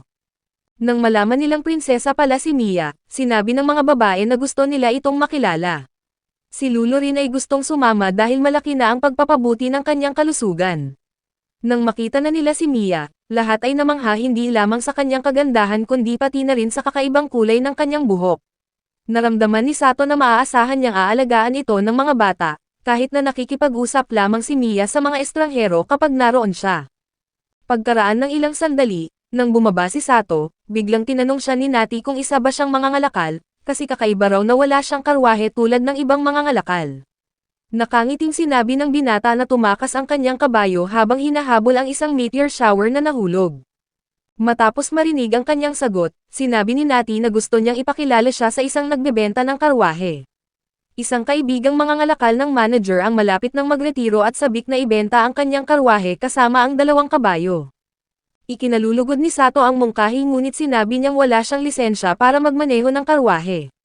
Sa puntong iyon, sinabi ni Lulo na mayroon siyang karanasan sa mga karwahe at maaari siyang magturo kay Sato. Nang marinig ito, agad na hiniling ni Sato kay Nati na sabihan ang nagbebenta ng karwahe, at nagulat si Nati dahil hindi man lang ito nagtanong ng presyo. Sa kabutihang palad, dumaan ang isang karwahe sa sandaling iyon, kaya naman nagamit ni Sato ang kanyang kakayahan sa pagtatantya para malaman ang halaga nito. Nagawa niyang magmungkahi ng makatwirang presyo, kasama na rito ang komisyon para kay Nati. Kinaumagahan, nagpunta si Sato at ang mga babae para magpahinga sa labas ng mga pader ng lungsod. Dahil sa mahusay na pag-aayos ni Alisa, mabilis na nakahanda ang lahat. Gumawa pa siya ng mga tradisyonal na kasangkapan tulad ng isang teapot. Nang uminit na ang tubig, nagulat ang grupo ni Tema dahil sa ingay nito. Ipinaliwanag ni Sato na ang ingay ay senyales na handa na ang tubig, na sanhi ng singaw na nabubuo habang umiinit. Sa oras na iyon, dumating si Alisa at sinabing mahihirapan ang mga bata na intindihin ito. Kaya ipinaliwanag niya na kapag uminit na ang tubig, bumubuo ito ng puting singaw na dumarami at nagpapaangat sa pangtakip ng teapot. Ang paggalaw na ito ay lumilikha ng ingay, katulad ng paglanghap ng hangin na kayang magpakilos ng mga bagay at gumawa ng tunog. Pagkatapos nilang kumain, habang pinapanood ni Sato ang mga bata na naglalaro, nakita niya ang 3 puting bilog na papalapit. Ito ang mga bata na binigyan niya ng pagkain noong nakaraan, na dumating para pasalamatan siya gamit ang maraming prutas. Bagamat gusto niya itong tanggapin para matuwa sila, naisip niyang mas kailangan ito ng mga bata. Sa halip, nag-alok siya ng malaking bahagi ng karne, sinabi na hindi nila iyon mauubos, at hiniling niyang dalhin ito ng 3. Kinaumagahan, ipinadala ni Nati ang karwahe kay Sato. Mungkahi ni Alisa na gamitin niya ito para ihatid pa uwi si Mia, at agad na sumang-ayon si Sato ngunit sinabi niyang kailangan niyang makipag-usap muna sa manager. Habang naghihintay ng sagot ng manager, humiling si Sato kay Lulo na turuan siyang magmaneho ng karwahe. Sa kanilang pag-aaral, napansin ni Sato na bukas ang loob ni Lulo, lalo na kapag pinag-uusapan nila ang kanyang kaibigan na si Alisa. Sa kanilang pag-uusap, nalaman niyang hindi pa sinasabi ni Alisa kay Lulo ang tungkol sa kanyang mga alaala mula sa nakaraang buhay. Sa pagtuturo ni Lulo, nakuha ni Sato ang husay sa pagmamaneho ng karwahe, at nakaabot pa siya sa pinakamataas na antas ng kasanayan matapos lamang ang ilang pagsasanay. Pagkatapos maglakbay ng ilang sandali, napagod si Lulo, at biglang naramdaman ni Sato ang kakaibang presensya sa kanilang harapan. Nang tumingin siya sa itaas, nakita niya ang isang itim na kwago na tumitingin sa kanya mula sa sanga ng puno bago lumipad at pumunta sa isang karwahe. Nang bumalik sila sa opisina, naroon na rin ang mga bata, at dahil sa mana potion na dinala ng manager ay nakalabas na si Mia. Upang ipagdiwang ang paggaling ng prinsesa, mungkahi ni Alisa na maghanda ng pagtitipon si Sato, at agad siyang sumang-ayon dahil ayaw niyang malungkot ang mga bata. Matapos sabihan si Liz at Lulo na bumili ng mga gamit para sa pagtitipon, muling nakita ni Sato ang itim na kwago na tumitingin sa kanila. Nang pumasok siya sa bahay ni Nati, sinabi nito na nagising na ang kabalyero. Nang makita niya muli ang nagligtas sa kanya, nagpasalamat ang kabalyero at ipinakilala ang sarili bilang si Mai, pagkatapos ay sinabi niya ang lahat ng nangyari kay Mia. Ayon kay Mai, si Mia ay dinukot ng isang mangkukulam at ikinulong sa isang lugar. Matapos makatakas, nakilala ni Mia ang grupo ni Mai, na sinubukan siyang dalhin sa tagapangasiwa ng lungsod. Sinabi rin ni Mai na ang pag-atake ng mga lumilipad na langgam sa lungsod ay gawa din ng parehong mangkukulam. Naramdaman ni Sato na si Yuya lamang ang nakakaalam ng tunay na dahilan ng mga pangyayari ngunit ayaw niya itong ibahagi, kaya nagpasya siyang huwag nang magtanong pa. Sa sandaling iyon, narinig niya ang mga babae na sumisigaw mula sa ibaba. Sabay silang pumunta ni Yuya at natagpuan na natatakot ang mga babae dahil sa tunog ng kidlat. Sa parehong oras, nakita ni Tema ang itim na kwago sa loob ng gusali, at sa kakaibang paraan, lumabas mula sa kwago ang isang lalaking nakasuot ng itim na balabal. Ginamit ng lalaki ang mind magic para kontrolin ang lahat, ngunit hindi ito nakaapekto kay Alisa dahil meron din siyang ganitong uri ng mahika. Naiwasan din ito ni Sato, dahil nagising ang kanyang mga bagong kasanayan matapos siyang mahulog sa mahika ni Alisa. Gamit ang kanyang kakayahan sa pagtatantya, nakita ni Sato na ang pangalan ng lalaki ay Jen, na nagpapaalala sa kanya ng pangunahing tauhan sa isang dula. Nang subukang kunin ni Jen si Mia, tumayo si Sato sa harap niya at ipinakilala ang sarili bilang isang mangangalakal, ngunit iginiit ni Jen na apo ng isang bayani si Sato. Sinabi ni Jen na ayaw niyang patayin ang sinuman at kailangan lang niyang kunin si Mia. Gayunpaman, tumanggi si Sato, dahil mahalagang kaibigan niya si Mia. Agad na umatake si Jen para makakuha ng kalamangan, ngunit nabigo siya, at sa halip, napigilan siya ni Alisa gamit ang mga anino. Nang makita si Sato sa ganitong sitwasyon, naglunsad si Alisa ng mahika laban sa kanya. Nagulat ang salamangkero nang ikumpara siya sa mga mahihinang nilalang, kaya umatake siya, ngunit pinigilan siya ni Sato. Sa tulong ni Yuya, nakatakas si Sato sa mga anino ni Jen, bagamat malaki pa rin ang agwat ng kanilang lakas. Ayaw ni Mia na mapahamak ang lahat, kaya sinabi niyang hayaan na lang siya. Pinagalitan siya ni Alisa habang lihim na naghahanda ng isang mahika. Nang maunawaan ang kanilang plano, lumapit si Sato para kausapin si Jen at ibaling ang pansin nito. Kahit na alam na niya ang pagkakakilanlan ng kalaban, nagpanggap siyang hindi pa alam para matapos ang paghahanda. Nang matapos na ang mahika, sinabi ni Alisa kay Sato na umalis upang makagawa siya ng isang pag-atake kay Jen, ngunit kahit malakas ang kanyang mahika, nabigo siyang talunin ito. Sa sandaling iyon, napansin ni Jen ang lilang buhok ni Alisa at napagtanto na isa siyang tao na muling nabuhay. Sinabi niya kay Sato na payuhan si Alisa na bawasan ang paggamit ng kasanayang ginamit niya kanina kung ayaw niyang maging laruan ito ng mga Diyos. Matapos sabihin iyon, hinawakan ni Jen si Mia at ginamit ang kanyang mga anino para harangan si Sato, sinabihan itong sundan siya sa isang lugar ng pagsubok kung hindi ito natatakot mamatay. Sa sandaling dumating ang grupo ni Liz, sinabi ni Sato sa kanila na alagaan ang iba habang siya ay susunod sa kalaban, at nangako na ibabalik si Mia ng ligtas. Matapos pumasok sa tarangkahan, nakita ni Sato na napapalibutan siya ng isang puwang na hindi tiyak ang hugis at hangganan. Sa loob nito, unti-unting bumababa ang tibay at lakas ng katawan ni Sato sa pagdaan ng panahon. Kahit ang kanyang kasanayan sa pagsusuri ng mapa ay hindi magamit. Matapos mag-isip, napagtanto ni Sato na ang puwang na ito ay katulad ng isang laro. Kaya naman ginamit niya ang kanyang kakayahan bilang isang programmer at matagumpay na nakalusot dito. Ang tanawin sa harap niya ay naging parang isang templo ng mga Diyos, kung saan naroon din si Mia at maayos na inaalagaan. Sa sandaling iyon, biglang lumitaw si Jen at nagulat na nakarating doon si Sato. Inakusahan niya ito na isang cheater, dahil tanging ang mga nakapasa sa pagsubok ang makakapasok sa silid, at ito rin ang nagtulak kay Sato na isipin na si Jen ang tagapamahala ng puwang na iyon. Nang marinig ito, sumagot si Jen, sinasabing hindi ito laro kundi isang hamon. Ang mga bayaning gustong makarating sa lugar na ito ay kailangang unang mapagtagumpayan ang pagsubok. Pagkatapos noon, makakakuha sila ng karapatan na makalaban ang Immortal King, na siya rin mismo. Ngunit hindi gaanong interesado si Sato sa mga bagay na iyon, dahil ang mahalaga sa kanya ay ang mailigtas si Mia, ngunit hindi niya ito magawa dahil tinulak siya palabas ni Jen. Layunin ni Jen na muling tapusin ni Sato ang lahat ng pagsubok mula sa simula. Sa oras na iyon, magagamit na ni Sato ang kanyang kasanayan sa pagsusuri ng mapa, at sa tulong nito ay nalaman niya na ang lugar na ito ay mayaman sa mana, kaya hindi na siya dapat mag-alala tungkol sa kaligtasan ni Mia.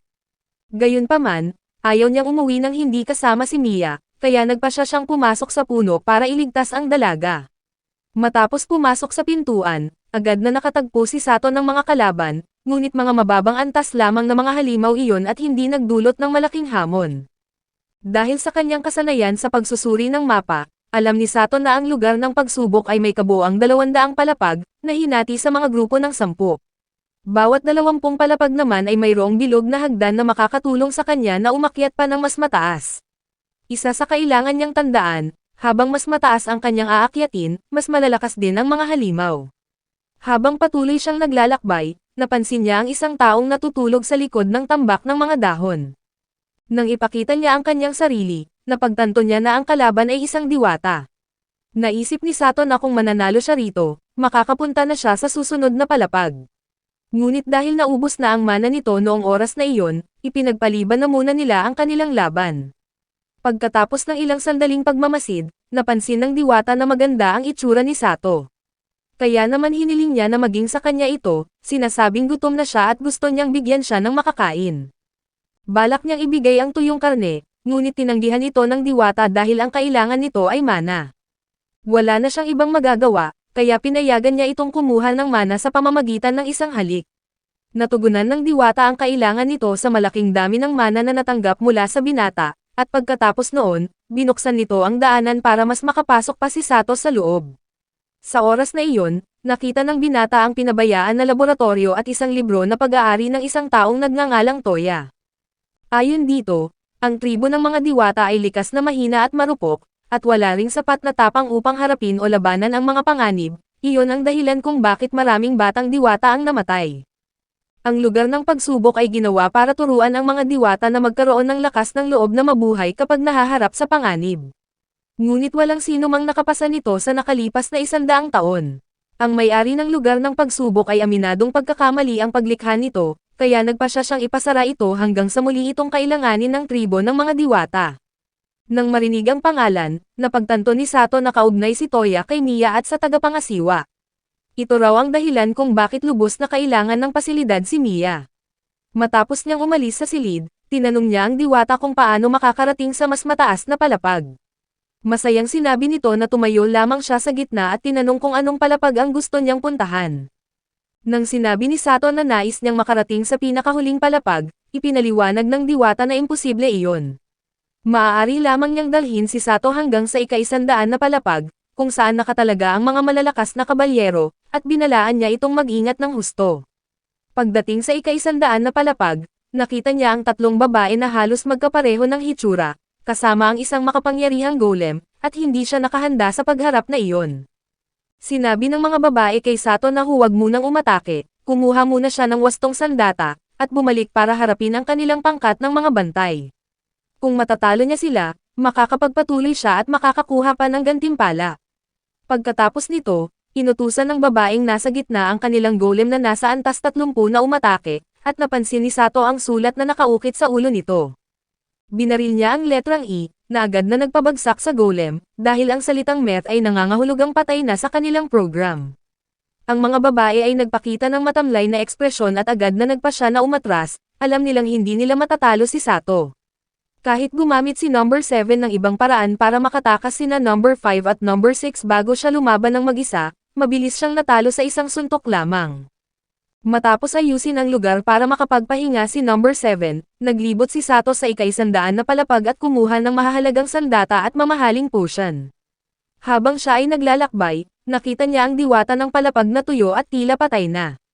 Nilagyan niya ito ng tubig para tulungan, ngunit bigla itong nagising, uminom mula sa kanyang lagayan, at humiling na bigyan siya ng mana tulad ng isang diwata sa mas mababang palapag.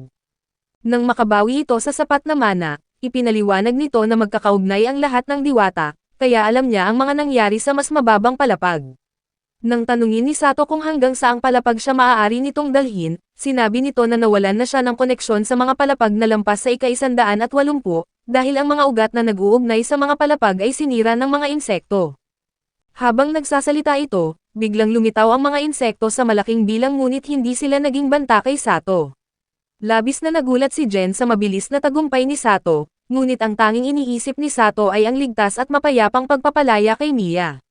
Gayunpaman, kulang pa ang lakas niya para harapin ng direkta si Jen. Kailangan muna niyang talunin ang mga alipin nito para makuha ang titulong bayani. Pagkatapos nito, ibibigay sa kanya ang isang mahabang holy sword bilang gantimpala. Sinabi ni Jen na kung ibibigay ni Sato ang gamit sa alinmang hari, makakatanggap siya ng kayamanan na hihigit pa sa kanyang iniisip. Pagkatapos nito, tinawag niya ang lahat ng kanyang mga alipin para harapin si Sato bilang kalaban. Nagulat si Sato nang makita ang mga bagong kasapi sa hanay, bagaman 7 tao na lamang ang natitira, dahil ang isa ay natalo na niya sa mas mababang palapag. Hindi lamang pinalakas ng salamangkero ang kanyang mga alipin kundi binigyang lakas din ang kakayahan ni Sato. Bago pa man makapagtanong si Sato kung bakit, umakyat si Jen sa mas mataas na lugar para panoorin ang laban. Sa sandaling iyon, agad na sinalakay ng kanyang mga alipin si Sato. Para sirain ang mga golem, kumuha si Sato ng sibat, pinag-aralan ang mga kasanayan nito, at inangat ito sa pinakamataas na antas para talunin sila. Laban sa mga babae, gumamit siya ng mga sining ng pakikipaglaban para talunin ito, ngunit gaano man sila kadalasang mapahamak, bumabangon sila muli. Naguluhan si Sato at tinanong kung bakit sila lumalaban para sa isang taong tinitingnan lamang silang mga kagamitan. Sabay-sabay na sinabi ng mga babae na kanilang sariling kagustuhan iyon, pagkatapos ay muling sinalakay si Sato. Matapos ang paulit-ulit na pagkatalo, napagod na sila at hindi na kayang lumaban. Bago mawalan ng malay ang huling alipin, humiling ito kay Sato na tulungan ang kanilang Panginoon na matupad ang kanyang hiling. Labis na natutuwa si Jen, na ipinakilala ang sarili bilang si Zen, isang salamangkero, sa pagganap ni Sato. Tulad ng ipinangako, ibinigay niya ang banal na espada bilang gantimpala. Nang itanong ni Sato ang tunay na hiling ni Zen, ang kanyang sagot ay simple lamang, hinahanap niya ang isang bayaning makakatapos ng kanyang buhay. Noong kanyang nakaraang buhay, namatay siya dahil sa malupit na kawalang katarungan, ngunit binuhay siya ng Panginoon bilang isang sanggol sa isang marangyang pamilya, kung saan nakilala niya ang mga mabubuting kaibigan at akala niyang matatapos ng maayos ang kanyang buhay. Ngunit isang araw, kinuha ng isang maharlika ang kanyang asawa at binaril siya kasama ang kanyang pamilya batay sa mga maling akusasyon. Binuhay siya muli ng Diyos, at ginawa niyang mga undead ang kanyang mga mahal sa buhay para makapaghiganti. Matapos niyang makamit ang paghihiganti, ninais niyang mamatay para makasama sila muli, ngunit ang pagpapala ng Panginoon ay nagbigay sa kanya ng imortalidad. Naging siya ang walang kamatayang hari ng kadiliman, at ngayong dumating na ang bayaning hinihintay niya, humingi siya ng tulong kay Sato na palayain siya bago pa siya tuluyang maging isang demon lord. Walang dahilan para tumanggi si Sato, kaya tinupad niya ang hiling gamit ang banal na espada.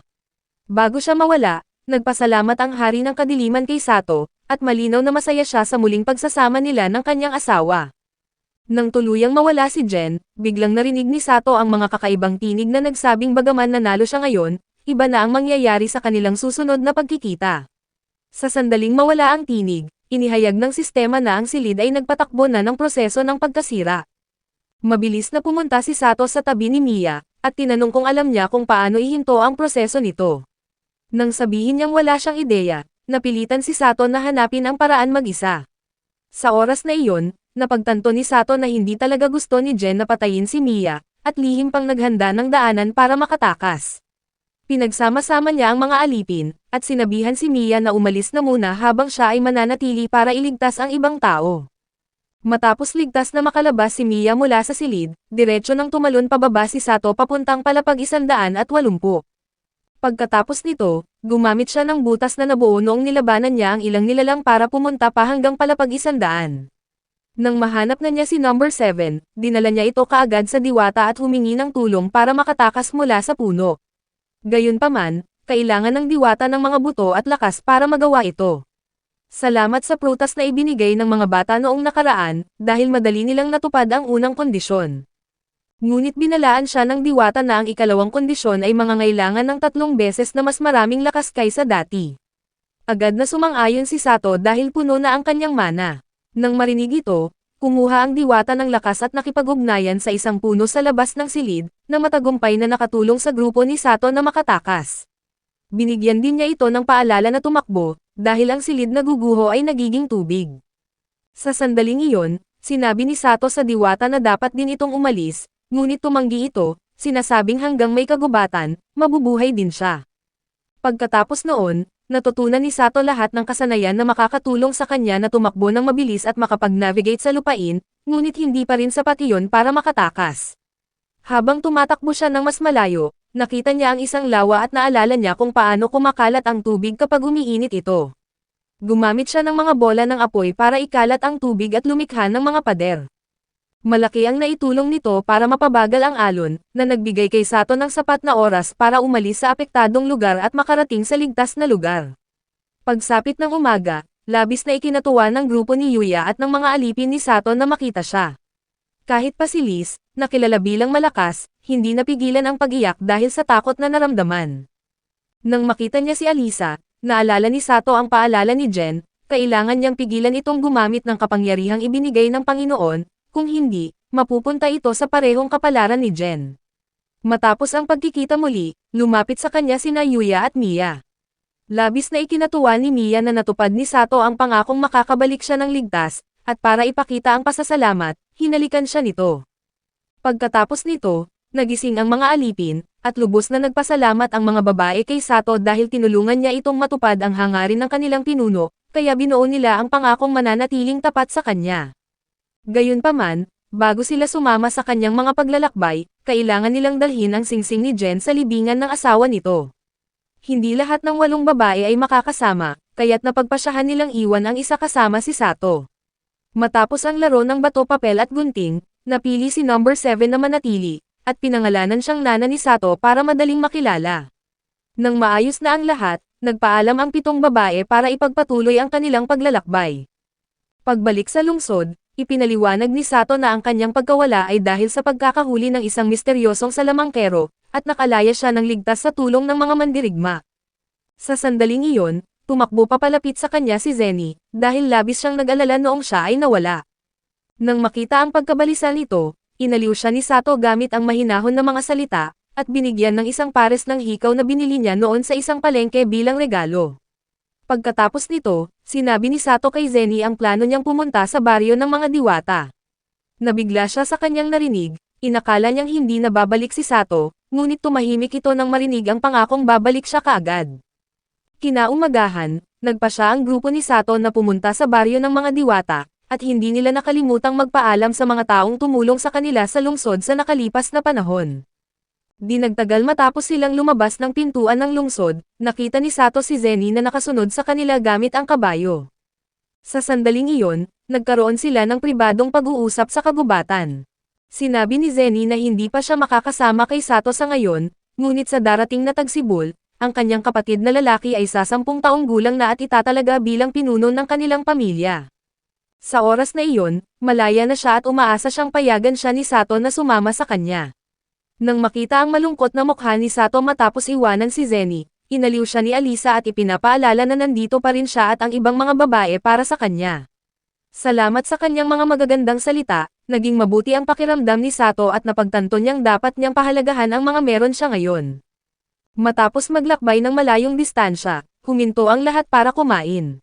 Napakasarap ng pagkain na inihanda ni Lulo, Liz at Nana kaya pinuri sila ni Sato. Sa sandaling iyon, napansin niyang pihikan si Mia sa pagkain at binigyan siya ng paalala. Ngunit ayon kay Alisa, hindi kumakain ng karne ang mga diwata. Pagkatapos nilang kumain, naghanda si Liz ng mga merienda para sa kanilang paglalakbay. Nang makita ito, lumapit si Alisa at inalok na itago ang mga ito sa kanyang imbakan. Ipinaliwanag niya na bawat paglalagay o pagkuha ng mga bagay ay kumakain ng malaking bahagi ng mana, na iba sa imbakan ni Sato na walang kinakailangang kapalit. Bagamat ganoon nga, hindi pa rin ganap na naiintindihan ni Sato kung ano ang kaya ng kanyang imbakan. Gayunpaman, dahil siya ay sanay na sa buhay sa ibang mundo, sinabi niyang pwede na niyang alamin iyon mamaya. Matapos magpahinga ang lahat, nagpasya si Sato na magpatuloy na sila, ngunit una muna siyang nagbigay ng mga gawain para ihanda ang mga gamit. Natuwa si Sato nang makitang mas maayos na ang kalagayan ni Mia matapos siyang makuha ni Jen.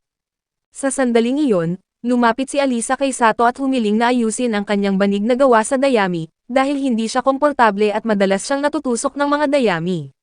Nang marinig ito, sinabi ni Sato na dalhin na lang niya ang lahat ng banig para ayusin niya lahat.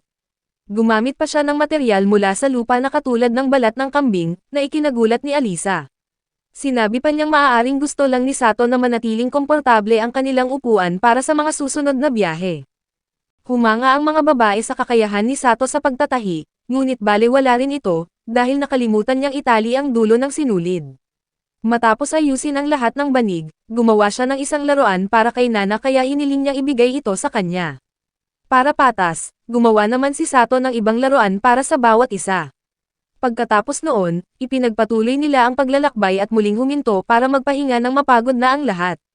Nang sabihin ni Liz na oras na para magpatuloy, nagpasya si Sato na manatili pa ng kaunti. Para makapaglaro sina Pachay at Tema, inutusan niya sila para tuklasin ang mga kakaibang bato sa malapit, at sumama rin si Alisa sa mga bata. Kasabay nito, sa ilalim ng isang puno, nanunood si Nana kay Mia na tumutugtog gamit ang isang dahon. Nang marinig ito, lumapit si Sato para purihin siya, at nang makita ang interes ng kanyang amo, humiling si Nana na turuan siya ni Mia, ngunit pinaalalahanan siya ni Sato na hindi gusto ni Mia na tawagin siyang prinsesa. Sumali sina Liz at Lulo sa kanila, at bagaman lahat ay nagpakita ng husay, si Sato ang nahihirapan na makasunod. Kahit na nagsikap siyang pagbutihin ang kanyang kakayahan sa musika, ang pagtugtog niya ng dahon ay hindi pa rin maipagmamalaki. Hindi makapaniwala si Alisa sa kanyang narinig, ngunit binaliwala niya ito at iminungkahi na pumunta sila sa isang tiyak na lugar. Pagdating nila doon, nagulat si Sato sa kanyang nakita, parang pamilyar sa kanya ang istruktura. Sa oras na iyon, biglang sumilyap ang isang alaala, isang batang babae mula sa kanyang nakaraan ang nangako na magsasama sila magpakailanman, kahit anong mundo o panahon paman, at tinawag siyang Akira. Tanda niya na ang templong iyon ay nasa likod ng bahay ng kanyang lolo, ngunit hindi siya sigurado kung ang batang babae ay kilala niya sa kasalukuyan. Binanggit nito ang pagkakaiba ng haba ng buhay ng tao at ng mga Diyos, at sinabi na kailangan ng tulong mula sa mga Diyos para manatili silang magkasama. Sa sandaling iyon, ang boses ni Alisa ang nagpabalik sa kanya ng katinoan. Sinuri ni Sato ang kanyang estado at walang nakitang senyales ng pag-atake. Natatandaan niya na gumawa siya ng isang laro batay sa tanawin ng templo, ngunit hindi niya maalala na may ganitong usapan sa tunay na buhay, kaya iniisip niya na maaaring bahagi ito ng laro o kahalintulad nito. Nang suriin pa niya ng maigi, nalaman niyang ang mga tarangkahan ay isang sirang portal na hindi na gumagana. Nang bumalik sila sa kanilang ibang mga kasamahan, makikita si Pachay na masayang tumatakbo para ipakita ang kanyang nahuli. Pagkatapos nito, si Lulo ay sumama kay Liz para matutong maghiwa ng karne. Nang makita ni Sato na puno ng dumi at putik si Pachay mula sa panghuhuli ng mga kuneho, tinanong niya si Mia kung alam nito ang anumang water magic na katulad ng light washing ability ng life magic. Sinabi ni Mia na hindi niya alam, at sa sandaling iyon ay bumalik na rin si Tema. Nang makita ni Alisa ang nahuli ni Pachay na mukhang mabait, humiling siyang hawakan ito. Binalaan siya ni Sato na mag-ingat dahil isa itong halimaw, ngunit si Alisa, na hinawakan ang nilalang, ay hindi napigilan itong makatakas. Lubos na nalungkot si Tema, bagaman sinabi nito kay Alisa na ayos lang. Pinagaan ang kanyang loob ni Sato at sinabing basta ligtas siya, marami pang pagkakataong makahuli. Sa oras na iyon, tumunog ng malakas ang tiyan ni Pachay, kaya kumuha si Alisa ng pagkain mula sa kanyang imbakan. Bagaman hindi na mainit ang pagkain, masaya itong kinain ng mga bata. Matapos silang kumain, nagpatuloy ang grupo sa paglalakbay. Sa sandaling walang ginagawa, sinuri ni Sato ang kanyang storage at natagpuan ang isang aklat tungkol sa illusion technique na dumating sa kanyang imbakan matapos niyang talunin si Jen. Mula sa aklat, nalaman niyang ang magic sa mundong ito ay tugma sa mga programming, parang ang gumawa nito ay isang programmer. Nakatulong ito para maunawaan niya kung bakit napakahirap intindihin ang life magic, iba ito sa mga ibang uri ng magic. Sa halip na kopyahin ang mga dating spell, pinag-aralan niya ang mga kailangang pamamaraan para sa life magic at isinama ang mga elemento ng water magic sa kanyang algorithm para lumikha ng bago. Habang siya ay lubos na abala sa kanyang trabaho, biglang may naramdaman siyang malambot sa kanyang kamay. Itinaboy niya ang research window at nakita niyang hawak niya ang dibdib ni Nana. Agad siyang inakusahan ni Alisa at Mia na hindi magalang, kahit na si Nana mismo ang naglagay nito sa kanyang kamay. Biglang napansin ni Sato ang maraming maliliit na puting bilog na lumitaw sa mapa, ito raw ay ang mga taong daga. Naalala niya ang mga sinabi ni Mai, na siya ay umalis para hanapin ang kanyang mga nawawalang kasama na nagbabantay kay Prinsesa Mia. Kaya naman inutusan ni Sato ang pangkat ni Liz na ihinto ang kanilang karwahe. Lumapit siya sa nagmamaneho ng isa pang karwahe para makipag-usap tungkol sa pagpapalaya sa mga taong daga. Nang magkita ulit sila ni Prinsesa Mia, tumakbo agad ang mga ito para yakapin siya at pasalamatan si Sato sa pagtulong sa kanila at sa prinsesa. Subalit dahil sa mga agarang gawain, nagpaumanhin ang mga kabalyero at umalis agad. Pagkatapos nito, nagpunta si Sato at si Tema sa kagubatan para manghuli at mapunan ang kanilang pagkain. Pinili niya si Tema na samahan siya dahil nais niyang maging masaya ito matapos ang insidente tungkol sa kuneho. Subalit muling nalagyan ng putik ang mga babae, kaya hiniling ni Sato kay Mia na subukan ang bagong mahika na kanyang nagawa, binago niya ang mahika ng tubig para maging mga bula na nakakapaglinis, na matagumpay na nag-alis ng lahat ng dumi sa kanilang mga katawan. Sa gabing iyon, habang natutulog ang mga babae, nanatiling alerto si Sato para bantayan sila at subukan ang kanyang kakayahang mag-imbak. Natuklasan niya na ang pinakamataas na distansya para makuha ang mga bagay ay 3 metro, at maaaring ihiwalay ng kanyang imbakan ang mga bahagi ng mga pinagsamang bagay, ngunit hindi nito magagawa ang mga pampalasa tulad ng tubig na may asin. Sinubukan din niyang hatiin ang ibang mga kagamitan para makatipid ng oras si Liz kapag nagluluto ng mga nahuli ni Tema at Pachay. Kahit maraming beses niya itong sinubukan, hindi ito nagtagumpay, ngunit mas mahusay pa rin ang kanyang imbakan kumpara sa imbakan na gamit ni Alisa. Isa sa mga halimbawa ay nang ilagay niya ang 2 nasusunog na papel sa bawat imbakan, ang papel mula sa kahon ay tuluyang namatay nang ito ay makuha, samantalang ang papel mula sa imbakan ni Sato ay patuloy na nasusunog ng husto. Kinaumagahan, naghanda si Sato ng masaganang almusal para sa kanyang mga kasama, gawa niya ito noong gabing nakaraan at pinapanatili itong mainit gamit ang kanyang imbakan. Pagkatapos ng almusal, nagpatuloy sila sa kanilang paglalakbay. Matapos maglakbay ng malayong distansya, muling nagkita sila ni Mai at sa kanyang pangkat, na nagtayo ng libingan para sa mga mandirigmang daga na nagbuwis ng buhay para protektahan si Mia. Nang makita ito, pumunta si Mia patungo sa libingan at umawit ng isang awiting dasal para bigyan ng kapayapaan ang mga dakilang kaluluwang namatay. Pagkatapos nito, binigay ni Mai kay Sato ang isang kampanilya na tinatawag na kampanilya ng tahimik, dahil nakuha ni Sato ang tiwala ni Prinsesa Mia. Matapos ang mahabang paglalakbay, huminto si Sato sa isang bayan para magpahinga at uminom ng alak. Malaki ang binigay niyang bayad sa waitress, at binayaran pa niya ang lahat ng bill para tumigil sa pagtatalo ang mga tagapaglingkod at tangkilikin na lamang ang alak at masarap na pagkain. Nang balak nang umalis ni Sato, dinala siya ng waitress sa itaas, madalas din palang gawing pansamantalang hotel ang kanilang kainan, at inalok siya ng espesyal na serbisyo. Kinaumagahan, inakusahan siya ni Mia at ni Alisa ng pagtataksil. Bago pa siya makapagpaliwanag, nakita ng grupo ang isang lalaking nananakit ng mag-asawa. Nagtataka si Sato kung bakit siya tiningnan ng lalaki hanggang sa ipaliwanag ni Liz na ito raw ang tao na pinilit sila na ibenta ang kanilang Monster Core. Sa oras na iyon, lumapit si Sato sa mag-asawa at binigyan sila ng gamot na pampagaling, na nagpagaling sa kamay ng lalaki. Tinanong siya ni Alisa kung tama ba ito, dahil baka kailanganin pa nila ang gamot sa susunod na araw. Dahil isinasaalang-alang ni Sato ang sinabi ni Alisa, ginamit niya ang pagkakataon upang matuto ng bagong kasanayan habang sila'y nagpapahinga.